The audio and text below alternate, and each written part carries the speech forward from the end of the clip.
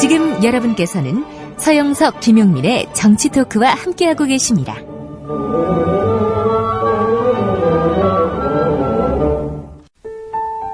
우리라이프 상조 홍대리입니다. 정치자와 국민TV 조합원의 성원에 힘입어 저희 사장님이 국민TV와 본격적인 업무 제휴를 하기로 하고 시원하게 쏘셨습니다. 우리라이프 상조는 어떤 위협에도 굴하지 않고 국민TV와 함께하는 신뢰받는 상조회사가 되겠습니다. 저희가 최고라고 하지 않겠습니다. 하지만 최선을 다하겠습니다. 열심히 하겠습니다. 지켜봐 주시고 도와주십시오. 1600-3267, 1600-3267 국민TV와 함께하는 우리라이프 상조 홍대리였습니다. 개념상조 우리라이프 상조가 여러분들의 성원에 힘입어 국민TV와 함께 상생할 수 있는 제휴를 맺었습니다. 우리라이프 상조는 참다운 상조 서비스를 위해 바른 길만 가겠습니다. 지금 가입하시면 회원님이 납입하신 소중한 납입금의 10%를 매달 국민TV 발전을 위해 사용하겠습니다. 1600-3267 국민TV와 함께하는 우리라이프 상조입니다. 500원으로 즐기는 나만의 커피. 원두 쇼핑몰 헝그리 커피. 최정상급 로스터가 1년 이하 최고급 뉴크롭 생두를 로스팅해 즉시 배송해드립니다. 대량 구매 시 가격이 할인됩니다. 검색창에 헝그리 커피를 검색하세요. 헝그리커피.com. 헝그리 커피에서 원두를 구매하시는 분들께는 차량용 국민TV 스티커 2매를 함께 보내드립니다.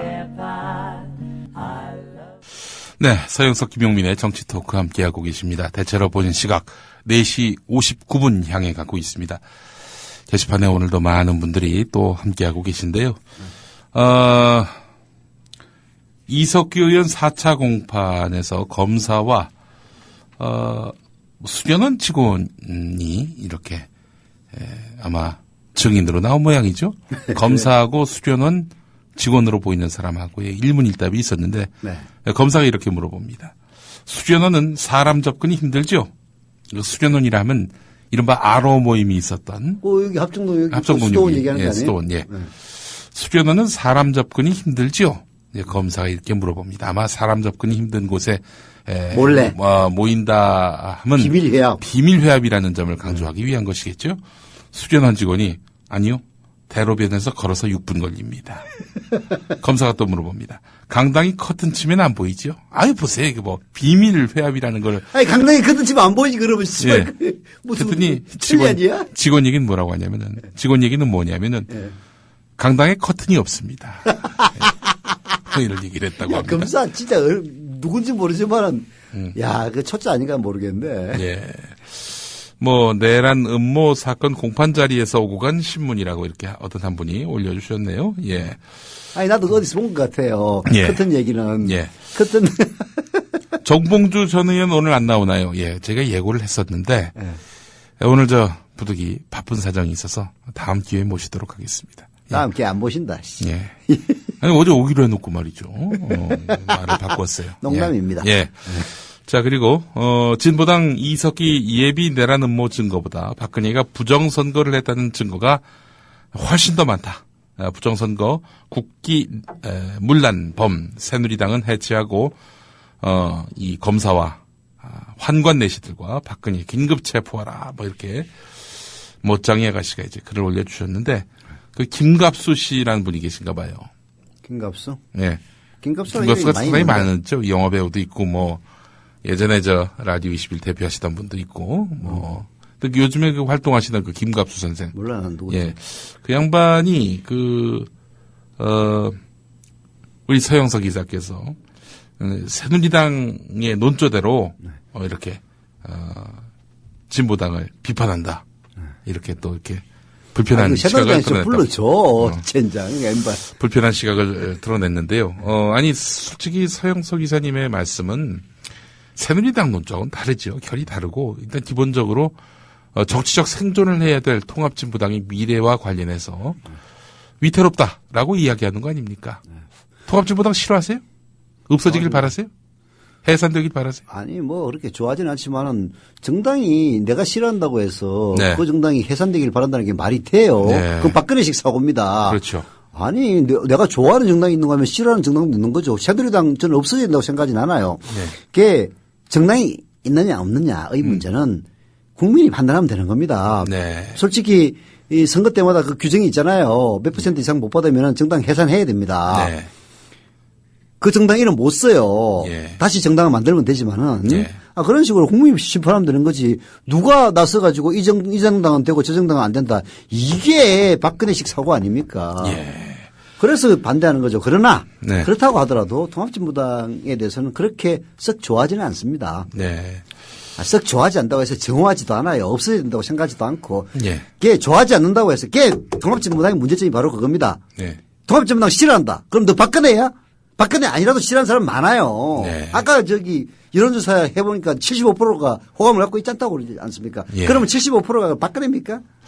그걸 확실히 인정을 해야지. 지금 통합진보당의 과제가 외연 확대가 참 여의치 않다라는 겁니다. 지금 25% 갖고 아이고 참 정당이 생존은 하겠죠. 제가 알고 있기로는 5% 미만의 득표를 보인 당은 5%가 아닌가? 5%? 5%도 안 되지. 하여간 뭐 좀. 지금 뭐 1% 수준이에요. 예. 제가 좀 중간에 찾아보도록 하겠습니다만은 어쨌든 이 통합진보당이 이 차후의 선거에서 야권연대 없이 계속 생존하기란 참 쉽지 않은 게 솔직히 그렇죠. 솔직한 뭐 진단 아니겠습니까? 아니 이제 여기서 뭔가 좀 통합진보당을 마치 정부 빨갱이 정당인 것처럼 몰아붙여서 예. 여론재판을 통해서 없애려는 박근혜나 새누리당의 기도 반대합니다. 3%라고 어떤 분이 올려주셨네요. 예. 그렇다 하더라도 예. 그것이 곧 통합진보당의 정당성을 그대로 담보하는 건 아닙니다. 이거를 예. 자꾸 그게 혼동하지 말아야 되는데 예. 물론 이제 통합진보당은 지금 몰리고 있으니까 의도적으로 그렇게 하는 거라고 저는 생각을 해요. 예. 그게 박근혜를 비난하면 다 우리 편 그리고 통합진보당을 비난하면 다 박근혜 편 이런 식으로 이분법 양자구도로 몰고 가야 자기들이 살아나니까. 예. 그런데 그렇지 않다는 겁니다. 예. 박근혜가 통합진보당을 해산하는 기도도 반민주적인 폭거라고 생각하지만은 예. 통합진보당을 그렇게 호감 있게 보지 않는 사람도 75% 된다는 이 모순이 양립 가능한 모순이란 말이에요. 그거를 통합진보당이 이해하지 않는 이상은 통합진보당은 미래가 없다. 그 얘기가 뭐 어떻다는 얘기예요. 그래서 내가 박근혜 갖고 새누리당 똑같은 논리라고 얘기한다면 그 인간이 대가리 나쁜 거지. 나는 뭐 김문환 사람 처음 들어본 사람이긴 해요. 네. 예, 저는 서영석 이사께서 하신 말씀에, 일단, 통합진보당이 생존을 도모하는 당이라면은, 이런 고민은 내부적으로 치열하게 해야 된다고 생각을 합니다. 그건 표현의 방식에 좀 차이는 있을 수 있어도, 이런 고민이 없다면은, 참, 내년 선거 어떻게 대비할 수 있을지. 어려운 겁니다. 그런 사람이 존재한다면은, 네. 난 방송을 안 들었으니까 모르겠는데, 근데 여하튼 그건 신경 쓸 필요는 없는 거고, 예. 이제 몰리다 보면은 무슨 얘기들 못 하겠어요. 그래서 그런 데 대해서 신경 쓸 필요는 없는 건데, 이제 중요한 것은 통합진보당이 박근혜로부터 탄압받는 사실을 누구나 다 인정하고 박근혜의 탄압이 부당하다. 네. 라면서도 통합진보당 니들도 꼭 마음에 드는 것은 아니야. 라고 생각하는 사람이 훨씬 더 많다는 점. 이 모순을 정치력으로 풀어낼 수 있는 그런 현명함이 요구되는 시기다. 예. 이걸 통합진보당은 인정을 해야 된다는 얘기예요. 저는 그 점에 동의합니다. 예. 자, 그러면 우리 또 다시. 아까 이제 원상으로 돌아가서. 박노자 교수의 칼럼 내용 한번 좀 다시 짚어보죠. 박근혜의 공포정치. 예. 자, 근원이 어디 있다고 생각하십니까? 저한테 물어보시는 겁니까? 그 사실은 저는 비단 박근혜뿐만 아니라 이 보수 세력들이 공포를 먹고 산다 저는 이렇게 생각을 합니다. 맞는 얘기입니다. 사실은 과거의 수구기득권 세력들 그들도 공포로 민중을 휘어잡고 통제했었습니다. 그렇잖아요. 근데 네. 2013년 이 대맹천지에 예. 박근혜가 공포정치를 할 수 있는 그 근원은 예. 제 말하자면은 아까 우리 김용민 교수가 진단한 것은 근원적인 원리적인 얘기를 한 거고 예. 한겨레 21이 박노자 교수를 인터뷰해가지고 글을 실으면서 분석한 것은 매우 미시적인 접근법인데 맞는 얘기예요. 예. 박근혜 지지율의 고공행진. 그게 바로 박근혜 공포정치의 바탕입니다. 내가 통합진보당을 이렇게 때려잡아도 네. 정규조를 때려잡아도 정국로를 때려잡아도 국정원을 개혁하지 않아도 내 지지도 높아. 역대 어느 대통령이 나처럼 지지도 뭐 물론 자기보다 더 지지도 높은 사람이 있었어요. 김영삼 1년 차이는 매우 높았습니다. 그랬죠. 예. 그런 자신감, 이명박, 노무현 최소한 10년 동안에는 안 그랬지 않습니까? 예. 이런 자신감이 그 바탕에 깔려 있는 거죠. 자, 바로 거기서 박노자 교수의 의문은 시작되는 겁니다. 자, 이런 공포정치에도 불구하고 왜 지지도가 높을까? 예. 왜 저항하고 반항하지 않겠느냐? 예. 바로 이걸 물어보고 있는 거예요. 바로 그것이 제가 오늘 여러분들에게 던지고 싶은 의문이기도 합니다. 예. 네. 왜 이런 그 전대미문의 선거 부정을 보고도 국민들이 들고 일어나지 않느냐? 네. 이거에 대한 질문이기도 하겠네요. 그렇죠. 예. 2000년대에 접어들어서 점차 이런 경향으로 갑니다. 결국은 대중들의 투쟁이 과거에는 그야말로 독재 권력을 그 밑바탕부터 그 흔들려는 체제 전복 투쟁이었어요. 그렇지 않습니까? 예. 과거는 매우 과격했습니다. 화염병이 그리고 돌멩이가 왔다 갔다 하면서 사람이 죽고 했던 이유도 따지고 보면은 체제 전복 투쟁이었기 때문에 그런 강렬함이 있었던 거죠. 예.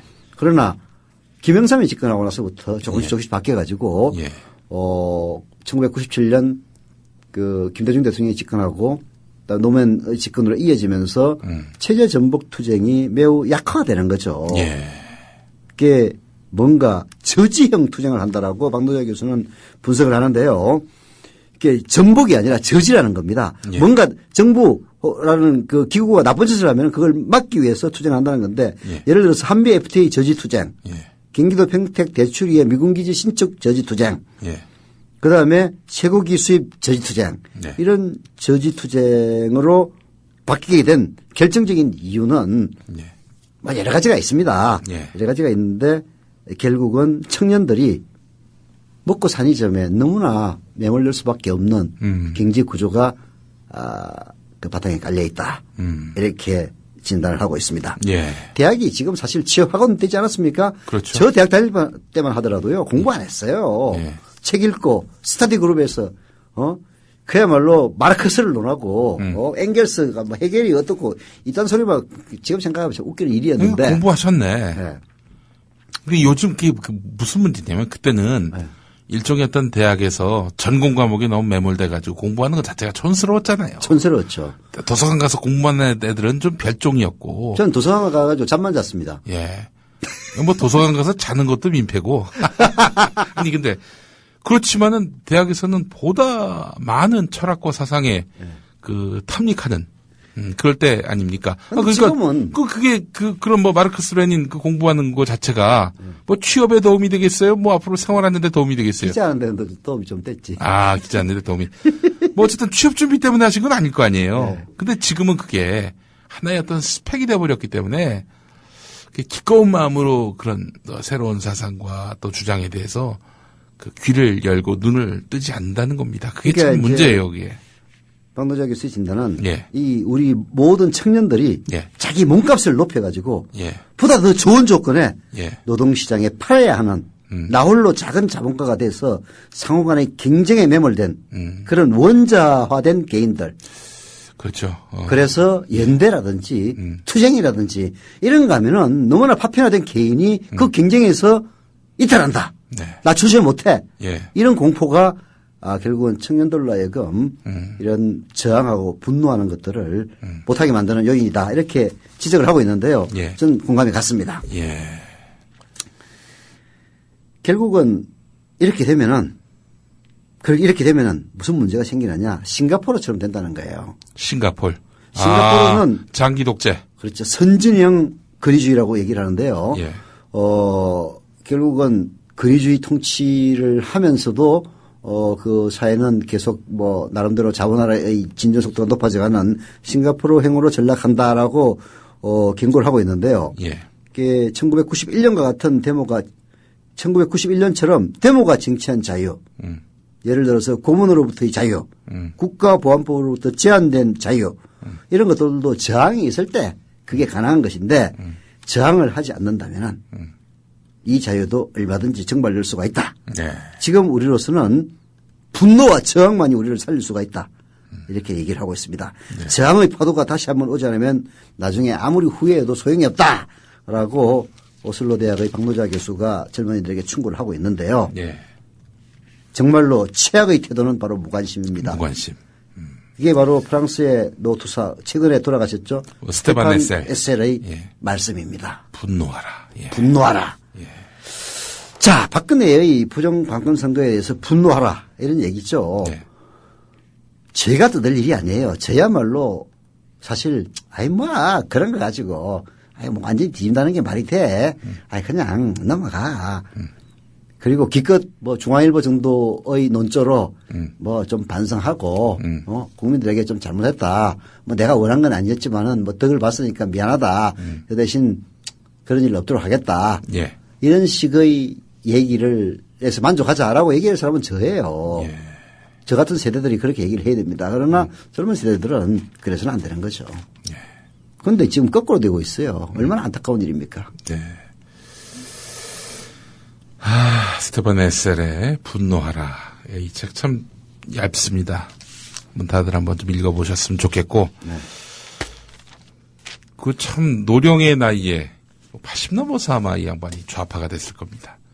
그런 분들 많아요. 네. 나이 많이 들어가지고 네. 바뀌는 가장 대표적인 케이스가 있지 않습니까? 문익환 목사님. 네? 문익환 목사도 그렇지만 표창원 교수도 뭐 80까지는 안 갔지만은 뭐 자칭 보수주의자고 예. 저기 그 이북에서 이탈한 그런 그 사람 아닙니까? 예. 그 아마 그 저기 부모들이 그랬을걸요. 예. 부모님들이 월남한 분들. 월남한 분이죠.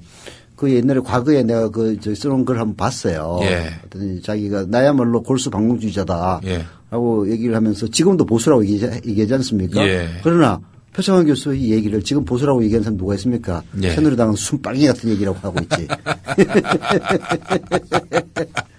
정말 언어도 다니죠. 언어도 다니지. 그래요. 문익환 목사님 같은 경우도 사실은 60 넘어서 이제 생애 마지막 한 20여 년 정도 그때 본격적인 민주화 투쟁에 참여를 했고. 그래서 호가 뭔지 압니까? 늦봄 아닙니까? 그렇죠. 예. 그래서 늦봄입니다. 늦은 봄. 예. 문익환 목사님 보면서 저는요, 저도 사실은 뭘 몰랐을 때, 네. 목사님이 왜 저래? 뭐 이런 생각을 많이 했거든요. 그렇지. 예. 목사들이니까. 그 보수적인 또 기풍의 그 교단의 또 교인이었고, 근데 이제 목사님 문익환 목사께서 뭐 그렇게 참 뭐 김일성 만나고 뭐 이런 것도 좀 이상했고, 또 기본적으로 뭐 목회는 신경을 안 쓰고 저렇게 거리에서 저러시나 이런 생각을 할 때가 있었습니다. 그런 생각을 언제 했느냐? 네. 중학교 3학년 때 한 겁니다. 네. 그러나 문익환 목사의 생애를 보면서 말이죠. 그 양반이 그렇게 얻어맞고 또 그야말로 모욕을 당하면서 또 감옥에 가서 그렇게 자신의 어떤 자유를 제약당하면서도 끝까지 지키려고 했던 것이 한반도의 평화 이런 거 아니겠습니까? 네.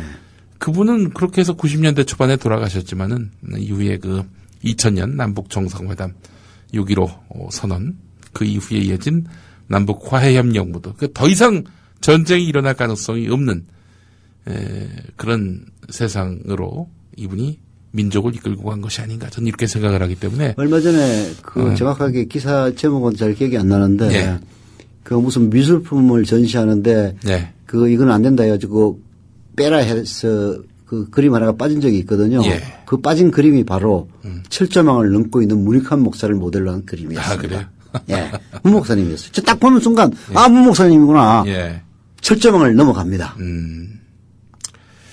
그 문익환 목사를 보면서 네. 저게 진짜 기독교 신앙인이다 라는 생각을 했습니다. 그렇죠. 이 세상에 목사 중에 육봉기 목사 같은 사람만 있는 게 아니라 그럼요. 문익환 목사 같은 분도 육봉기 목사 또 최근에는 조영기 목사도 있지 않습니까? 그렇죠. 조영기 목사 진짜 보니까 그 빤스 보니까 진짜 뒤로 자빠진 줄 알았습니다. BYC 흰색 순면 빤스. 아니 난 진짜 진위 여부를 떠나가지고요. 네.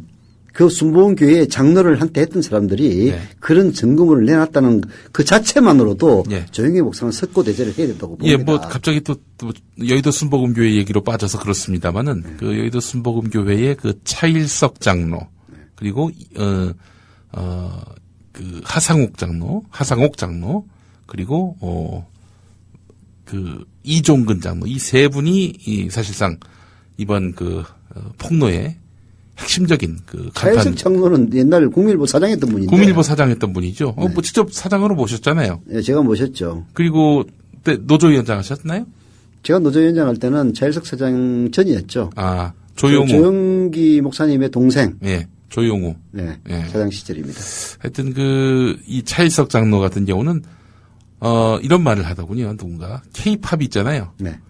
K-처치를 세계적 상품으로 만든 인물이 바로 차일석 장로라고. 이분이 뉴욕대를 나왔잖아요. 네. 그 당시만 해도 뭐 국내에 극히 드물었던 해외 통이었는데 이 한국의 이런 목사 조용기를 세계에 알리고 뭐 이른바 세계적 영적 지도자로 만든 인물이 바로 차일석 장로인데 이분이 나서서 조용기 목사의 불륜 문제에 대해서 입을 열었었고 네. 그리고 뭐 이종근 장로, 하상욱 장로 이분들은 뭐 아주 40년 넘게 순복음교회를 다녔던 분들로 알려져 있는데 뭐 이 두 분을 전 이렇게 비유를 합니다. 이명박에게 있어서 최시중, 이상득 같은 존재다. 이런 사람들이 뭘 잘 모르는 사람들이 폭로한 게 아니라 조용기 목사하고 아주 핵심 측근이었던 분들이죠. 핵심 측근이었던 사람들이 입을 열었다는 점. 그래서 하여튼 조 목사님은 뭐 나는 사실 뭐 국민일보 오래 근무를 하긴 했습니다만은 조 목사님하고 무슨 얽힐 일은 전혀 없었는데 예. 그 뭐 순복음교회 결국은 신자들이 헌금으로 월급 받은 사람이니까 그 고마움 지금도 잊지는 않고 있어요. 물론 제가 일하고 받은 월급이니까 뭐 고마움을 굳이 느낄 필요는 없지만은 예. 근데 예, 이런 식의 일이 발생했다면은 조 목사님은 진짜 저는 참 더 늙어서 더 추함을 보이기 전에 예. 은퇴를 하시는 게 맞다고 생각을 해요. 제가 좀 아주 도발적인 상상을 좀 해볼까요? 네. 조 목사는 그만두고 싶고 영예롭게 생을 마감하고 싶은데 네. 누군가 조 목사의 약점을 잡고 있는 사람들이 이렇게 조 목사로 하여금 조 목사가 은퇴하면 자기들도 다 말하자면 재탈이 되니까 여기도 권력 다툼인 겁니까? 그래서 조 목사로 하여금 물러나지 못하게 계속 그 딜레마의 상태로 빠뜨린 것 아닌가 하고 보는 시각은 뭐 저만의 상상이긴 한데 뭐 불온한 상상이죠.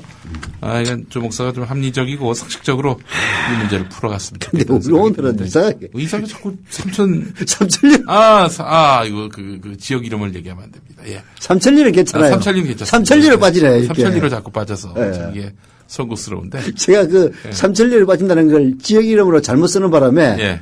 이렇게 명예훼손으로 고소까지 당했던 사람입니다. 그래요? 그럼요. 근데 지금은 그 도시는 없어졌잖아요. 지금. 없어졌죠. 예. 그 도시 없어졌습니다. 삼천리 도시 없어졌습니다.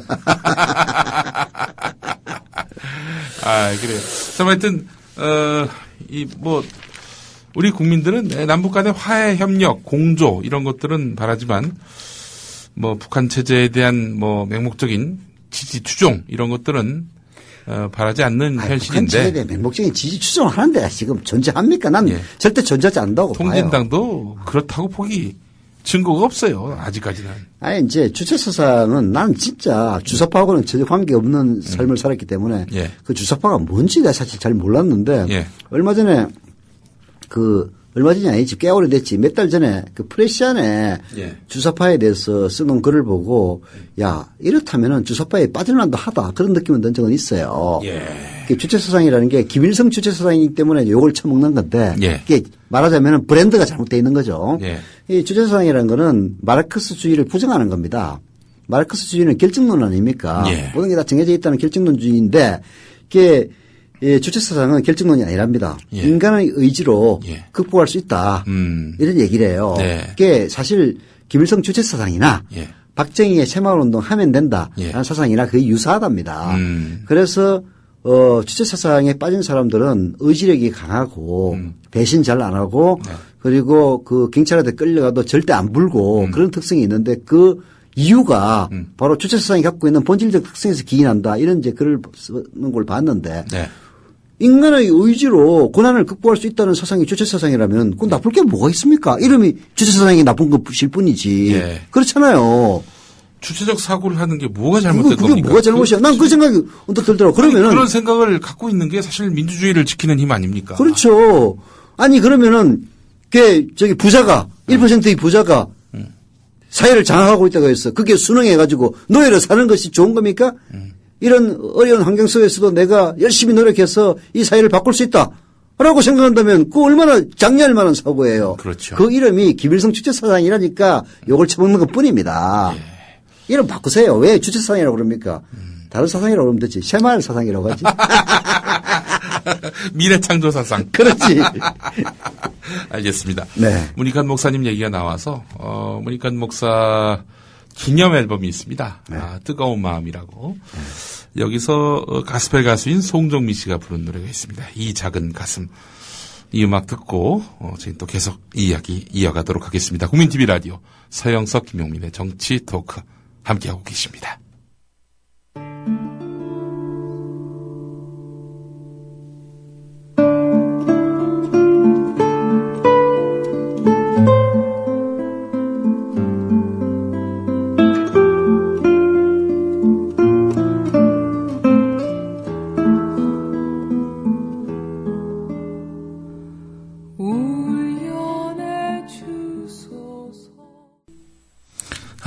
벌써 11월 19일이군요.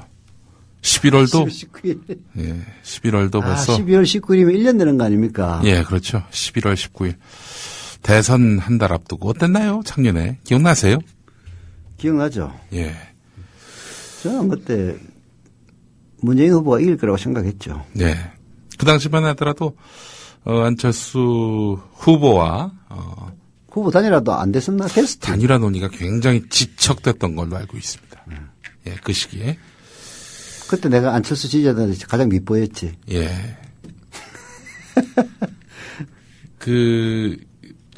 당시는 정말 어떻게든 꼭 이겨야 된다.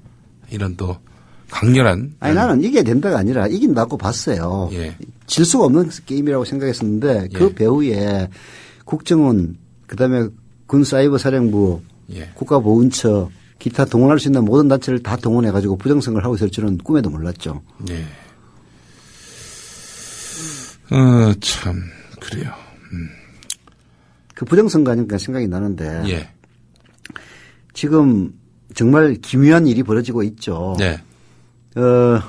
애초 국정원을 선거법 위반으로 기소를 했던, 그 주도했던 최동욱 검찰총장은 찍혀나가고. 예. 그 다음에 수사팀장이라고 할 수 있는 윤석열 여주지청장도 찍혀나가고. 예. 이런 상황 아닙니까? 예. 그리고 그 위에 지금 와 있는 사람이라는 게 국정원을 이 선거 개입이 이게 범죄인지도 잘 모르겠다라고 했던 사람들이 저 위에 앉아가지고 있지 않습니까? 에도 불구하고 공판은 진행되고 있단 말이에요. 공판은 진행되고 있어요. 예.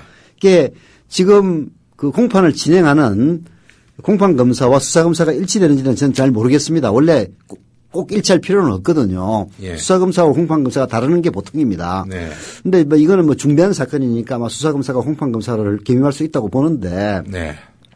지금 원세훈과 김용판에 대한 지금 그 재판이 계속 진행되고 있거든요. 네. 시사인이 예. 이 매주마다 원세훈과 김용판의 법정 중계를 하고 있는데요. 예.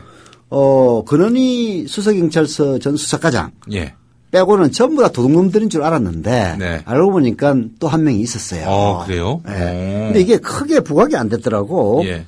이게 서울경찰청 소속의 수서경찰서 소속의 최운영 수사관이라고 있습니다. 네. 그 최운영 수사관이 11월 14일 11자 공판에 증인으로 나왔었는데요. 예. 검사가 이렇게 물어봅니다. 예. 그게 서울청의 김병찬 수사 2계장이 사이버 수사대 증거분석실 사무실에 들어와서 예. 장병덕 사이버 수사대장과 압수물 분석에 대해서 논의한 걸 들었다. 예. 그 이야기하는 걸 보고 속으로 참 기가 막히네라고 생각했다. 피의자 즉 김하영 입장에서 편들어 대변하는 식으로 들려 제가 너무 기가 막혀서 직접 한마디 하고 싶어서나 참았다라고 진술했죠. 물어보니까 예. 최은영 수사관 예 맞습니다라고 얘기를 합니다. 예. 말하자면은 그때 그 사이버 수사대에서 지금 수사를 하고 있는데 사이버 수사대장이 있어요. 네. 여기에 서울청, 이게는 수서경찰서고, 사이버 이제 분석관실이죠. 그죠? 네. 여기 사이버 수사대장이 있는데 예. 서울청의 그 수사 2계장이 와가지고 완전히 김하영이를 편드는 이런 얘기를 해가지고 한마디 해주려고 참았다. 네. 라는 진술을 하는 겁니다. 예. 그러니까 처음부터 김용판은 예. 이 사건을 축소해가지고 뭔가 조작을 해서 오히려 박근혜에게 유리한 한 상을 바치기 위해서 했다는 사실이 이런 것들로 이제 증명이 되는 거죠. 예. 서울청의 수사이기장이 국정원 직원을 갖다가 대놓고 편을 들어서 오죽했으면은 밑에 있는 수사관이 뭐 저런 인간이 다 있어라고 생각을 했겠습니까? 예. 참나.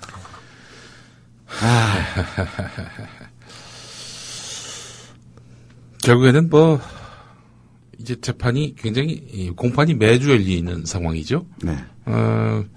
그래서 나는 진짜 이게 과연 참 진짜 이건 뭔가 앞뒤가 안 맞는 희한한 재판이 돼버렸어요. 예. 그 처음에 이제 최동욱 윤석열 팀은 최동욱 윤석열 팀이 아니지. 윤석열 수사팀장 그 위에는 지금 쫓겨난 누구죠? 중앙지검장. 조영곤. 조영곤. 예. 조영곤 윤석열 팀이라고 봐야 되지 않습니까? 예. 조영곤 사표 내버리고 그 위에 지금 이진한 부장검사가 지금 앉아 있는 그런 상황이거든요. 예.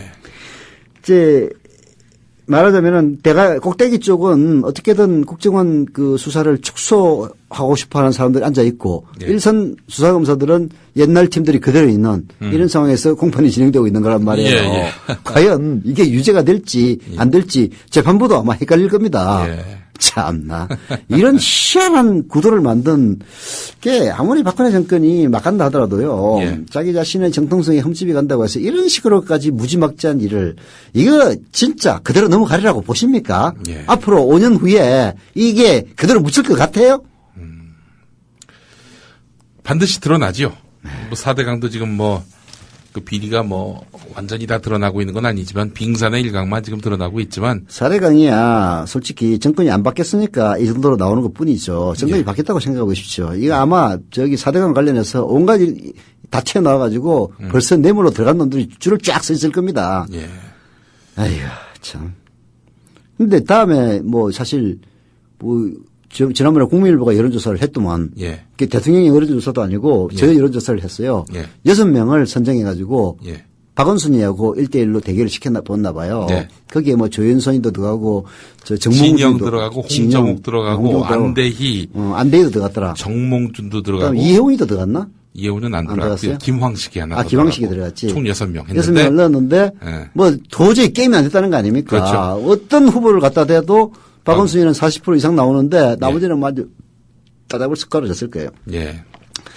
그것처럼 서울시장 선거만이 아니고 다음 차기 대선도 지금 기껏 해봤자 김문수 하나 지금 남아있는 상태 아닙니까? 김부성이도 지금 완전히 그냥 찌라시 발언 때문에 마탱이 가버리고 그리고 찌라시 발언이 아니라도 손치더라도 사실상 그때 당시 선거 총괄대책본부장을 했다는 것은 지난 선거가 박근혜를 당선시키는데 영향을 미칠건 미치지 않았건 간에 부정선거였다는 것은 그야말로 분명한 사실로 거의 드러나고 있지 않습니까? 자, 그 부정선거의 총책임자가 김부성인데 김부성이 아무리 대한민국 국민들의 어리석어도 그 사람을 대통령 후보로 만들거나 혹은 대통령으로 만들겠습니까? 저는 불가능하다고 봐요. 그러면은 김무성은 이번 사건으로 마탱이에 갔다고 봐야 되거든요. 그러면 남는 사람은 김문수 집 하나밖에 없는 상황인데 이런 상황에서 정권 교체가 되겠냐, 정권 유지가 계속 되겠냐고요. 10년 주기술로 보나 후보로 보나 다음에 정권 바뀌는 거 확실한 겁니다. 그런데 나는 많은 국민들도 그렇고요. 아니 지난번은 박근혜가 이길 선거였나라는 생각이 박근혜는 있거든요. 강한 후보였지. 그게 사기를 치더라도 그 오피스도 해야 치는 거지. 이명박 정동영처럼 몇백만 배 차이 나버리면 그거 어떻게 사기치겠어요. 저는 하여튼 그건 이제 먼 훗날의 일이긴 하지만은 정권이 바뀔 가능성이 높기 때문에 지금 이런 식으로 물타기 했던 사람들 나중에 다 보험 받습니다. 4년 그렇게 빨리 먼 미래일 것 같죠? 박근혜 대통령이 당선된 게 어제 같은데 벌써 1년 다 지났어요. 금방 가는 겁니다. 지금이야 박근혜가 무서우니까 다들 침묵하지. 이런 식의 국정 운영을 3년차, 4년차에 한다? 저는 정권의 기반이 무너진다고 봅니다. 그러니까 지금 너무 해도 심하게 하면 안 돼요. 게다가 또 다음이 없잖아요. 새누리당이. 다음이 없는 상황인데 이런 상황에서 이런 개판 정치, 이런 3류, 4류 정치 이걸 집권 3년차, 4년차에 한다? 저는 공무원들이 그 령을 따르지 않을 뿐더러 이 비판 세력들의 새 확장을 막을 수 없을 것이다. 방송도 아마 그때는 제가 봐서는 힘차게 띄워주는 일은 자제하지 않을까. 왜냐하면 저희들도 다음 4, 5년 뒤에도 먹고 살아야 될 거 아닙니까? 네. 예. 그렇죠. 그 원리가 작동한다고 봅니다. 물론 그렇게 되면은 네. 정의가 살아난다 이렇게 말할 수 없죠. 또 네, 그렇게 또 부역했던 예. 인간들은 다 분명히 정리가 돼야 합니다. 왜 그러세요 도대체? 아니 전화가 와가지고. 전화가 이게 요즘 우리 서영석 이사님이 또 이제 사업 담당 이사니까. 네. 그겁니까 아니면은 사업 담당이에요. 예, 사업 딴전합니까? 딴전 아닙니다. 예. 이제 결국은 국정원 지금 아까 내가 저기 좀 웃기게 진행된다고 이제 얘기를 했는데 그 박근혜 대통령이 시정연설에서도 뭐 사법부의 판단을 기다려보자 이렇게 얘기를 하지 않았습니까? 예. 근데 그 사법부의 판단을 제대로 하게 하려면 검찰이 제대로 해야 되는데 수사를 예.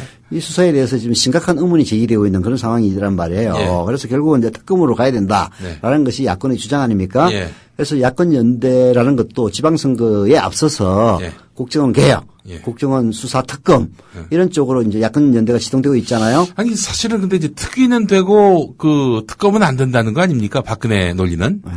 아니 상설 특검을 공약으로 내세웠던 사람이 특검이 안 된다는 게 말이나 뭐, 돼요. 저는 사실 뭐 특검을 한다고 해서 과연 이런 시대에 뭐 특검이 특검을 결국 임명하는 사람이 박근혜 아닙니까? 근데 특검을 뭐 저기 좀 비판적이거나 중도적인 사람을 추천을 잘하면 되죠. 여하튼 특검 자체도 무용할 수는 있는데 그러나 우리가 이 시대에 기대할 수 있는 거는 그나마 특검일 수밖에 없으니까 이제 특검이. 특위 얘기 나오는 건 뭐냐면 아니 국정조사는 안 했나요? 국정조사 했는데 무슨 결과가 나왔습니까? 근데 특검은 조금 달라요. 국정조사는. 아니, 특위.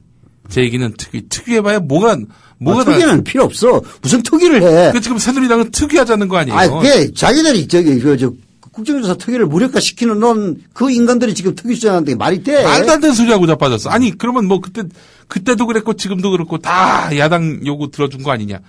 아이고 진짜 특검이 아니면은 이건 어제 무슨 뭐 온갖 얘기들을 했는데 그 박근혜가 그건 뭐 다 하나도 실효성 없는 얘기고. 자, 그래서 이제 특검을 위해서 신야권 연대를 하고 있지 않습니까? 예. 근데 이제 이 특검 자체가 제대로 되기는 상당히 어렵긴 해요. 새누리당이 반대하면은 지금 의회 구조상 불가능하죠. 결국은 여론밖에는 없는 건데. 이렇게 여론의 반전이 일어날 수 있는 그런 뭐 결정적인 사건이 일어나면 모를까. 그렇지 않으면은 상당히 어려운 상황이거든요. 오죽하면은 박근혜가 저기 시정연설에서 여야가 합의해 오세요라고 얘기를 했겠습니까? 새누리당 믿는다는 얘기죠. 쉽게 얘기해서 특검이라든지 자기의 정통성에 관련된 어떤 문제들도 새누리당이 반드시 막아줄 것이다 라는 확신이 있기 때문에 여야 합의해 오세요라는 얘기를 하는 겁니다. 정확하게 바로 그 말씀이 맞아떨어지는 게 그 박근혜 연설 끝나자마자 새누리당은 특검 절대 안 된다 이런 입장을 분명히 했거든요. 그렇죠. 이게 뭐 완전히 이런 홍위병 정당으로 전락한. 그러니까 거부는 그 자기는 이제 공을 새누리당한테 넘기고 새누리당은 그 공을 받아서 아예 그 야당에게 묵사발을 내놓는 거죠.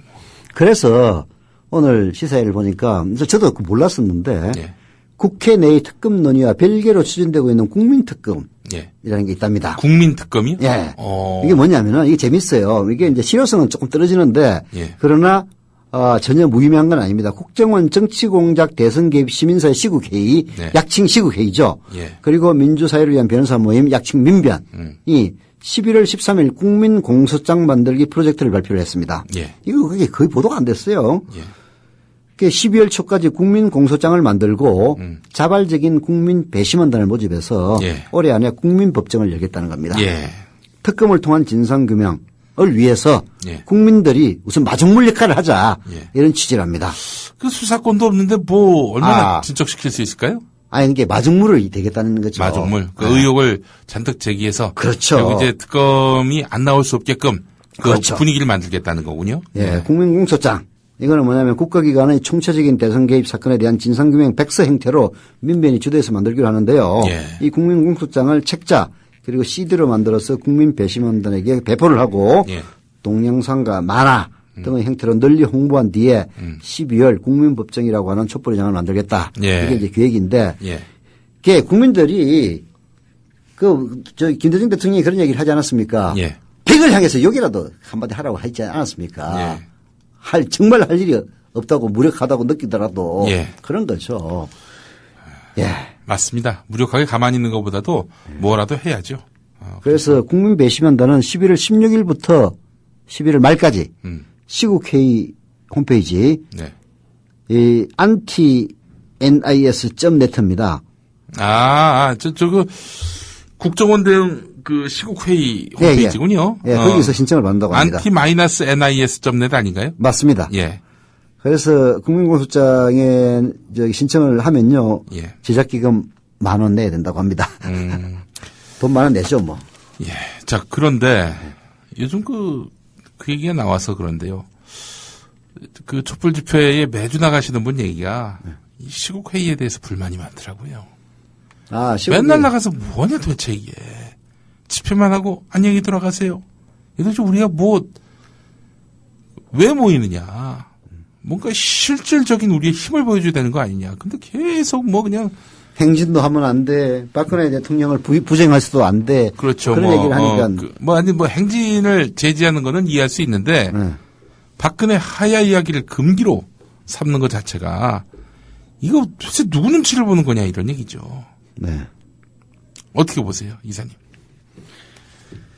그러니까 이제 현실적인 고민도 있겠죠. 아니 조중동 논리에 예. 사실은 빠져 있어서 저는 그렇다고 생각을 해요. 예.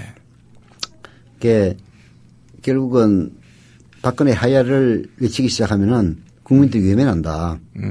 그러면 동력을 상실한다. 예. 이렇게 생각을 하는데. 그러니까 국민을 못 믿는 거 아니에요, 그거는? 못 믿는 거죠. 못 믿는 거죠. 거꾸로 해, 거꾸로. 예. 그런 얘기 안 하니까 지금 동력이 상실되고 있는 겁니다. 예. 한마디로 얘기하면. 예. 이태호 씨가 욕 엄청나게 먹고 있더만 참여연대에. 거기 관계하시나 보군요. 참여연대가 관계하고 있는 건 알고 있는데. 예. 그 이태호 씨 나와서 얘기하는 거 저도 들었어요. 네. 시국회의는 박근혜 대통령이라고 말하겠다. 예. 그게 박근혜 씨가 아니라. 예. 그런 얘기도 하고, 여하튼 아까 얘기했다시피 하야 운동은 금기시하고 있는 그런 분위기를 아마 이태호 참여연대 사무처장이 대변하고 있는 모양인데. 예. 그래서 이제 시국회의라는 게 연합단체 아니에요. 예. 진보연대, 참여연대, 이런 것들인데, 그쪽에 있는 주도 세력들이 박근혜 하야를 금기시하고 있다니까. 예. 결국은 오히려 동력을 상실하고 있는 거죠. 저는 그럼 다음에 또 부정선거하고 당선이 되면은 네. 그래도 그것도 당선된 것이니 낙장불입이다. 인정해야겠네.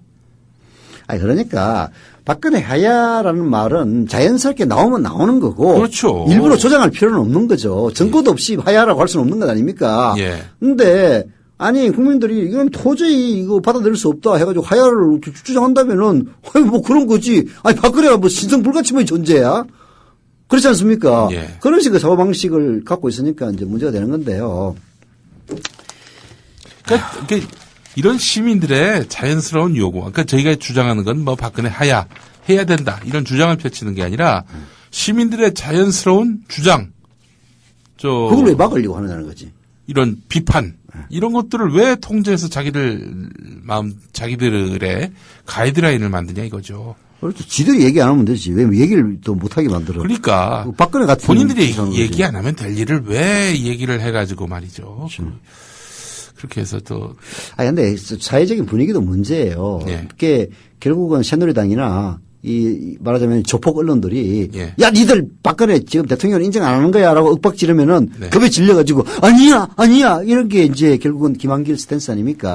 네. 그런 것처럼 지금. 이사님. 예. 저는 그게 야당만 신사적인 정치를 하는가 보다 이렇게 생각을 했는데 어느 순간 이런 생각이 좀 들더라고요. 약점 잡힌 게 아닌가. 그러니까. 어떻게 보세요? 옛날 박정희가 했던 수법이 그거죠. 예. 자기한테 말 안 들으면은 뒷수사 해가지고 예. 공갈하고 처음부터 잡아 넣지는 않습니다. 예. 처음에는 공갈을 해요. 예. 이렇게 애처분 잘 계십니까? 예. 이런 식으로. 이거 참 아주 뜨거운 분이야, 이분 보면은. 네, 이쁘시던데요. 예. 사진도 있습니다. 예. 이렇게 공갈을 쳐서 넘어가면은 예. 되는 거고, 안 넘어가면은 이제 공개를 하고 예. 잡아넣고, 한영수 의원도 그렇게 해서 들어가고, 그런 일이 이봉간인가 유명한 사람이 있어요. 박정희 때. 예. 그런 일들이 비일비재하게 있었는데, 예. 이제 요즘 이제 하도 야권이 무력하게 나오니까 예. 진짜 뭐 약점에서 잡혀가지고 저런 거 아니냐라는 예. 의심을 들게 만드는 건 사실이죠. 아니 만약에 진짜 그 사실이라면은 네. 그 정치인은 어떻게 해야 됩니까? 그냥 이실직고하고 물러나는 게 타당한 거 아닌가요? 이실직고를 할 게 아니라 예. 그냥 쌩 까고 예. 강하게 월칙대로 밀고 나가면 되는 거죠. 함부로 못 합니다. 지가 그냥 찔려서 그런 거지. 그러니까 저는 진짜 뭔가 약점이 있다면 그 약점을 이용하려는 세력이 네. 이 사람이 내 통제 아래 있는 거 아닙니까? 계속 잘 둘 것 같아요 보면. 그러니까 그런- 햇박이 먹히는 사람이 앉아 있는 게 제일 좋죠. 그렇죠. 네. 그러니까 이명박이나 박근혜가 네. 왜 그 구린 사람들을 자꾸 쓰겠어요? 그렇죠. 그런 얘기도 있어요. 네, 구린 사람들 쓰면 써야 말 잘 듣는 거니까. 말 잘 듣지. 까불면 확 잘라버리면 되니까. 나 같은 놈을 이렇게 채용해 주셔서 감사하다. 이런 차원의 문제도 있지만 네. 너 약점 많잖아. 비리 한번 까볼까? 개망신 당할래? 그러고 싶지 않으면 나한테 충성. 아니 진짜 그런 의심을 할 수밖에 없는 게 예. 어떻게 사람이라고 쓰는 족족 보면은 3종 세트는 기본 아닙니까? 예. 3종 세트가 비리 3종 세트 뭔지 아시죠? 예. 뭐지?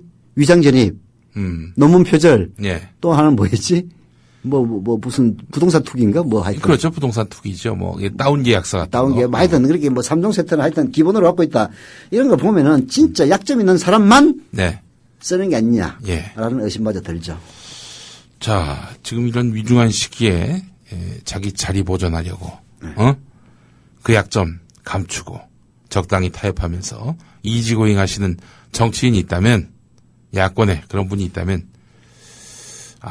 참 그런 분은 좀 빨리 그 직에서 내려와야 마땅한 거 아닌가 그런 생각을 해봅니다. 물론 세상이 털어서 먼지 안 날 사람이 어디 있겠어요. 네. 저도 뭐 많겠죠.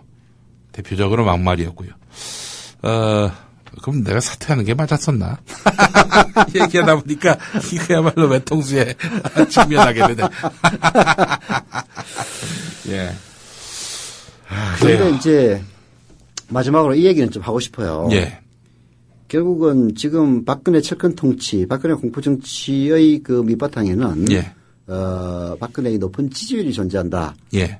맞습니다. 예. 근데 저는 그 지지율 자체를 매우 의심을 해요. 예. 물론 박근혜 대통령의 시정연설을 딱 보니까 정말 정교하게 잘 연출된 그래서 비판적인 시각을 갖고 보지 않는 이상은 혹할 그 정도의 연출이었던 건 사실이거든요. 그래서 제가 잘못 보는 것일 수도 있긴 합니다만은 의외로 박근혜를 지지하는 사람들이 많을 수는 있어요. 예. 그러나 박근혜 시절의 고공행진에는 예. 근본적으로 뭔가 조사 방법이라든지 이런 여러 가지 기법상으로 뭔가 좀 마사지되는 듯한 그런 느낌을 많이 받고요. 네. 그래서 사람들은 다 지방선거를 부정적으로 보는데 저는 꼭 그렇게 보지는 않습니다. 네. 이게 박근혜 식의 공포정치가 일시적으로는 통할지 모르지만은 예. 이게 아이스크림 같은 거야. 이것도 집권도 중장기적으로는 통하지 않아요. 서서히 녹아서 없어집니다. 이게. 그렇죠. 예. 그래서 너무 그렇게 좌절을 하거나 실망할 필요 전혀 없습니다. 예. 이런 패배감 자체가 여권에게 유리한 거죠. 그렇죠. 특히 이제 그러면 우리 서영석 기사님은 내년 지방선거를 그렇게 비관하지 않는다 이런 말씀이십니까? 그렇죠. 물론 이제 지난번과 같은 약진이 가능할 것이냐, 예. 그건 조금 의문의 여지가 있습니다만은, 예. 그러나 대망하지는 않을 것이다. 김대중 정권 때 완전히 지방선거 완전히 다 날렸지 않습니까? 예. 서울, 인천, 경기 몽땅 다 날리고 겨우 호남만 건지는 네. 이런 참상. 이명박이 당선되는. 네. 거기까지는 안 갈 거다. 네. 의외로 지금 박근혜의 지금 이런 통치가 예. 매우 일사불란해 보이고 예. 그리고 일면 그 소수 계층의 일광적인 지지를 이끌어내는 네. 그런 측면이 있는 건 사실입니다만은 결국은 다수는 염증을 내고 외면할 것이다. 저는 그렇게 보죠. 게다가 국정원이라든지 기타 국가기관의 선거 개입 앞으로 4년 후는 모르겠습니다만은 예. 최소한 이번 지방선거에는 쉽지는 않을 거예요. 예. 이미 다 들통이 난 게 이 소문난 정보는 정보가 아니다 이런 얘기도 있지 않습니까? 그렇죠. 예. 그래서 의외로 깨끗하게 치러질 수도 있고요. 예. 막 이런저런 점을 감안할 때 이번 지방선거 야권이 잘 연대하고 예. 훌륭한 공천을 한다면은 그렇게 성산이 없는 것도 아니니까 네. 미리부터 좌절할 필요는 없고 예. 그리고 그런 것을 통해서 이 정권의 무도함을 심판해주는 그런 맛도 있어야죠. 예. 그렇지 않습니까? 가능합니다. 분노하고 저항하고 그리고 좌절하지 않는다면은 네. 예, 그렇게 막판으로 갈 만큼 우리나라 국민들의 수준이 막장은 아니다. 네. 확신합니다. 서울시장 선거 어떻게 될 것 같아요? 지금 흐름으로 본다면. 결국은 이제 수도권의 야권 연대가 핵심인데요. 예. 수도권에서 단일 후보를 야당이 낸다면은 예. 서울시장은 낙승이고 저는 네. 심지어 경기도 예. 그렇게 훌륭한 단일 후보만 나온다면은 한번 해볼 만한 싸움이 되지 않겠느냐. 경기도 쪽에서는 지금 남경필 의원이 준비하고 있는 것 같던데요. 야권은 김진표 의원인가요? 원혜영 의원도 준비하고 있습니다. 원혜영도 준비합니까? 근데 그런 사람들보다는 좀 더 참신한 인물이 필요한데 예. 그건 잘 모르겠습니다. 근데 좋은 후보를 낸다면 그렇다는 얘기고 예. 뭐 지난 대통령 선거에서도 서울에서는 야당이 이겼습니다만은 네. 인천 경기에서는 여당이 이겼지 않습니까? 아, 인천은 이겼어요. 송영길 시장이 됐죠. 네. 인천 대통령 선거 때. 아, 대통령 선거 때. 네. 그렇죠. 인천 경기도에서 찌니까 뭐 어디 이길 수가 없더라고요. 그렇죠. 그러니까. 예. 이 경기도가 지금 제일 인구가 많습니다. 게다가 또 영남은 지금 뭐 1,300만인데 다 합쳐서 여긴 뭐 거의 몰표고 이런 경기도가 뭐 1,200만쯤 되죠. 하여튼 전국적으로 제일 단일 그 광역단체로는 제일 그렇죠. 많습니다. 예. 1,100만 그 정도 될 겁니다. 아니 예. 유권자는 그보다 적은데 아, 예, 인구는 그렇죠. 한 예, 1,200만 될 겁니다. 예. 하여튼 이런 이제 상황이기 때문에 너무 미리부터 좌절할 필요는 없고 저는 뭐 의회의 결과 충분히 나올 수 있다고 봅니다. 지난번 화성 같은 경우에는 투표율도 낮고 예. 그리고 그 선거에 임하는 야권의 태도가 너무나 무기력했기 때문에 벌어진 일뿐이지 예. 서청원이 당선됐다고 해서 박근혜에 대한 재신임 이꼬르 아닙니다. 심지어 오죽했으면은 그때 그 보수 신문들마저 예. 서청원이 당선됐다고 박근혜 자만하지 말라 이런 식의 취지로 사설 같은 거 쓰는 것도 있지 않았습니까? 예. 그러니까 지금 야당에게 필요한 것은요. 이게 좌절하지 않는 것이고 특히 야당을 지지하는 사람들 민주당이 썩 마음에 들지 않더라도 안철수 신당이 썩 마음에 들지 않더라도 믿고 지지해주는 그래야만 이 세상이 바뀝니다. 예. 나 혼자 분노하고 나 혼자 화를 낸다고 해서 세상 바뀝니까? 그렇지 않죠. 결국 대의주의, 민주주의에서는 자기를 대변할 수 있는 정당을 믿고 밀어주는 수밖에 없는 거죠. 그래서 민주당이 마음에 들지 않는다 하더라도 혹은 안철수 신당이 마음에 들지 않는다 손 치더라도 혹은 정의당이 마음에 꼭 썩 들지 않는다 손 치더라도 네. 야권 연대에 힘을 실어주고 그리고 박근혜의 철큰 통치에 뭔가 견제와 이런 뭔가 장치를 마련해야만이 우리가 박정희 유신시대와 같은 악몽을 다시 꾸지 않을 것이다. 이렇게 말씀드릴 수 있는 거죠. 예. 서영석 김용민의 정치토크 오늘 순서 모두 마무리하겠습니다. 들국화의 행진이 흐르고 있는데 가사에서 좀 위로를 얻는 우리가 됐으면 좋겠습니다. 네. 수고하셨습니다. 이사님. 네. 전 김용민이었습니다. 나의 과거는 어두웠지만 나의 과거는 힘이 들었지만